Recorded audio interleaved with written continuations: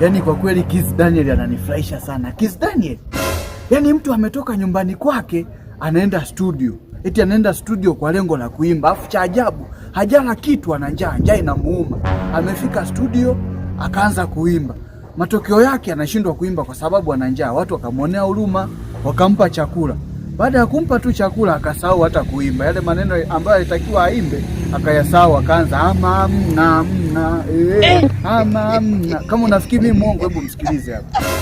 Ama